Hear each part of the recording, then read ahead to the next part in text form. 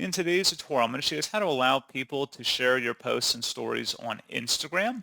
So this should hopefully be a pretty straightforward process here, guys. And without further ado, let's go ahead and jump right into it.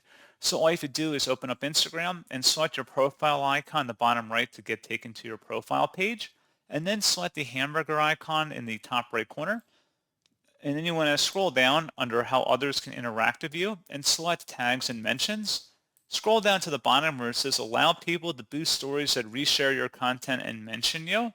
So stories that reshare your content and mention you can only be boosted into ads if you have a public account that allows mentions. These stories may be visible for more than 24 hours and can be seen by anyone. If it's toggled to the right, it means it's enabled. If it's a little blue, if it's grayed out, and to the left, it means it's turned off.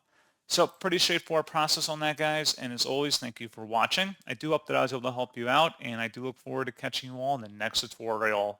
Goodbye.